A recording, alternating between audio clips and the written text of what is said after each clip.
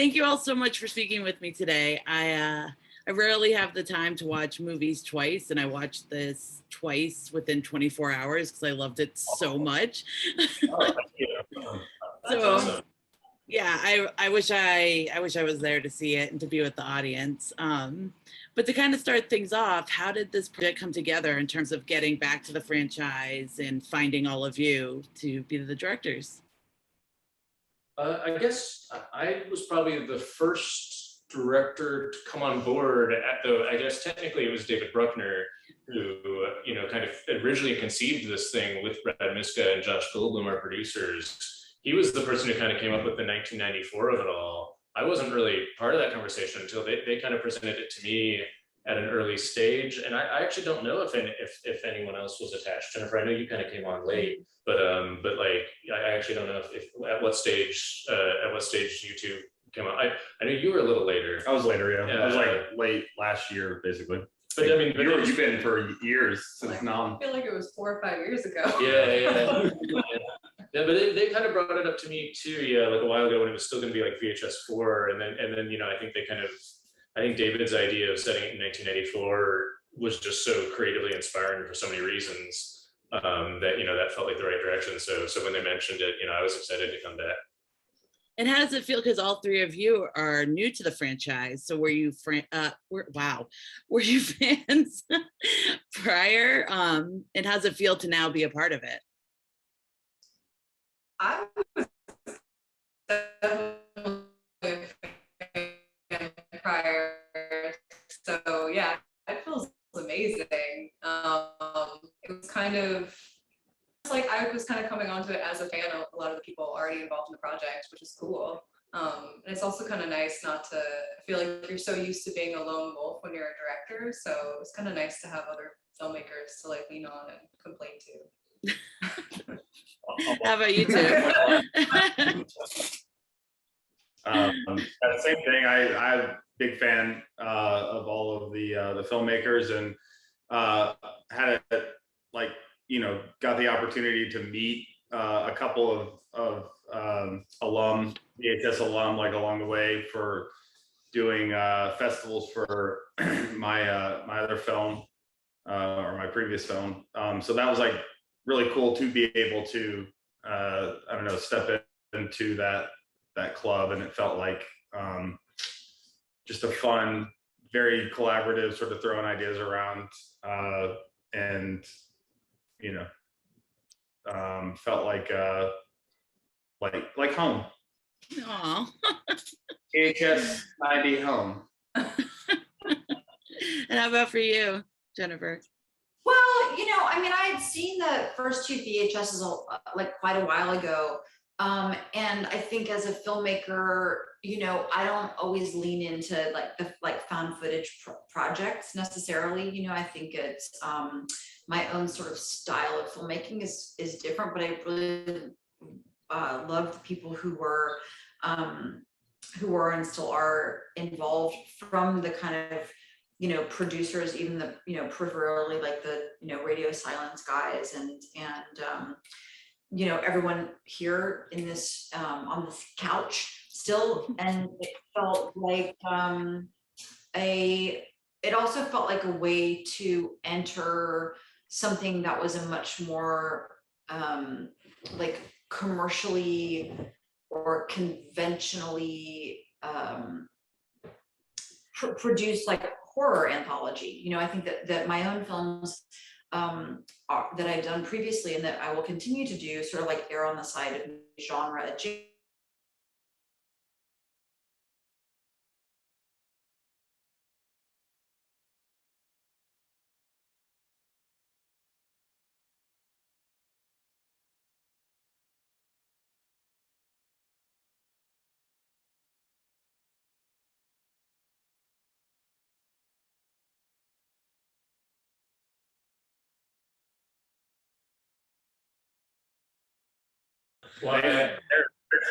Oh, there we go. Take it down, man. Sorry, guys. It's okay. So how was it filming during the pandemic? Because all of the segments are so vastly different that you couldn't even tell. It was like the technical issues of this interview. No, it was like like filmmaking is hard, and filmmaking during a pandemic is nigh impossible. So for reasons that you wouldn't expect. I mean, Jennifer's discussed this a few times, so I don't want to steal any of your difficulties. But it wasn't like the things that I expected. It was like not being able to get props and not being able to have the actors fitted, and like not knowing if like my lead actor's dress was going to arrive in time for filming, because we had to order everything and the mail system was screwed. And, you know, in my case, I actually did kind of embrace the creative challenge of filming within the COVID bubble that we created. I actually filmed in like the building where we were staying. But that made me, you know, just go insane in a completely different way that you know, like as opposed to having to travel to set, I just, you know, I felt like I was living on set. And so, you know, so there were unexpected difficulties. Or you would be in the sewer. Yeah, in the sewer. You don't see me going outside the hotel. That was pretty. Yeah, for me, like I was really, what's the word? I was really freaked out by the pandemic. I like wasn't leaving my house. I wasn't seeing anyone. And then I went from that to like getting on an airplane and like being around a film crew and then going into a sewer. A storm drain, sorry. It was a storm drain, not a sewer. Yeah. It's an important distinction. But yeah, it was really intense. I had to get over a lot of just like personal anxiety, which is probably entirely justified given the circumstances. But yeah, we made it work. And yours is in a building and yours is essentially outside. So that's, you know, how was it for both of those? Well, I mean, once production started, it was totally dreamy. You know, I mean, I really loved it, and everyone was, you know, COVID compliant, and we got tested, you know, every other day, et cetera, et cetera. But, you know, I feel like all of us traveled to Toronto at a time when there was a mandatory, you know, like 14-day quarantine. So we had to go, you know, 2 weeks prior for what for me was like a 6-day prep and a 5-day shoot. And just like Simon had mentioned, when I was there at the end of April and then into May, the whole of Ontario was on a shelter in place. So there were literally the woman who was the wardrobe, or the wardrobe, you know, director, where normally she might go to, I don't know, like a box store to get socks or undershirts or something. They had taken all of the shelves like were empty except for essentials, food and pharmaceuticals. So, you know, she had to order like socks and like undershirts from another, you know, kind of corporate delivery system that was also super backlogged.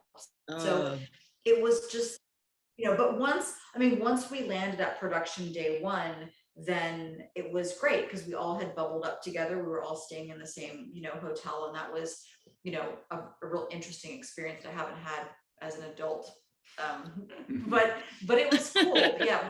You know, it was a, I think just like Chloe said, there was some personal anxiety about getting on an airplane and then, you know, being quarantined for, you know, 2 weeks. Part of that was in a kind of a, they called it a government hotel, but it was really just like a Holiday Inn near the airport. But it was just, the monitoring and the testing, you know, felt invasive and kind of antithetical to like the creative process.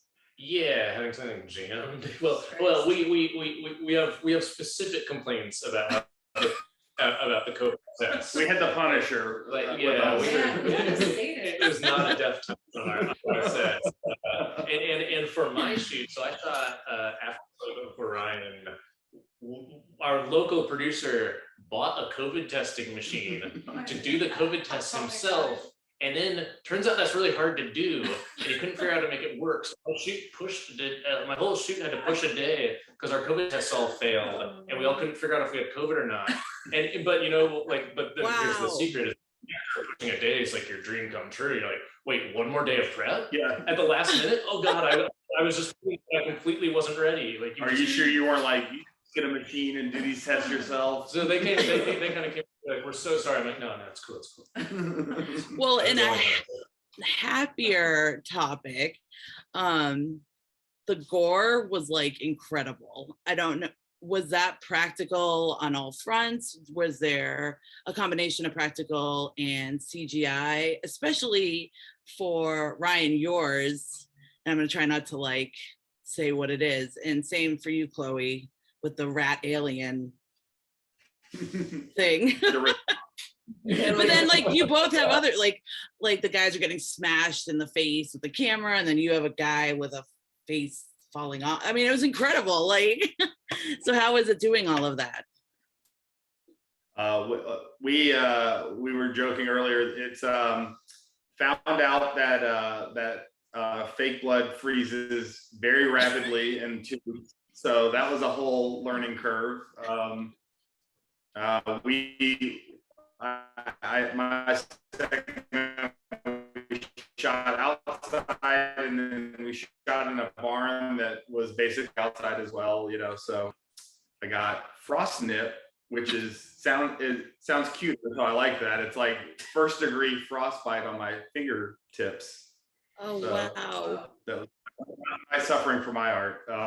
So it's super cold and hard to do. But yeah, to answer your question, it was at least in mine, it was like I think most of it is a mix and match of practical. Definitely tried to do, I mean, that's the fun of specifically VHS 94 was like, you know, we had like the resources we needed to kind of push the gore, push the effects, push the creature effects, and, you know, have that feel like, you know, top of the line, like cutting edge of that sort of stuff. Yeah, that was incredible because I haven't seen vampires really look like that before. So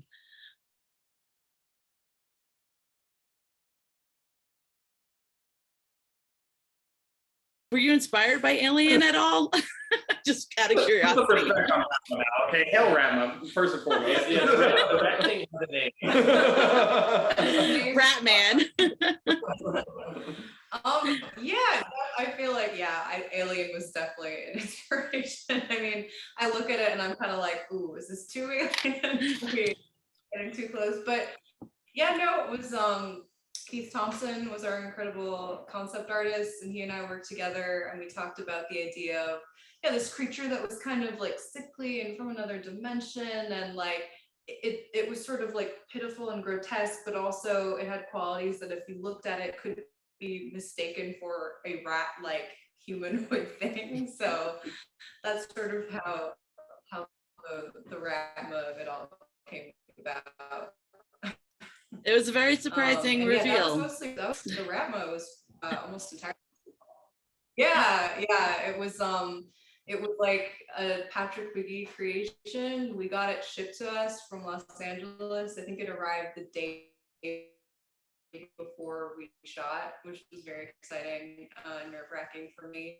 And yeah, it was great. I have video of in the creature suit just like walking down the halls of the Holiday Inn, like anything. Like he had to be like escorted by 2 people and just like sort of crawling down these like ugly carpets trying to figure out the movement before we shot it. I love the end of it because it's like good for her. It's such a good for her moment. And then at the end, or to wrap everything up, were there specific items you used to get the feel of the 90s? I think the camera itself, like, you know, we definitely all pushed to do like tape transfers or build out that look and super leaned into that. And I'm like very proud of the fact that, like, I don't know, this feels like the most VHS looking VHS film. Like, we just really went for it on that front.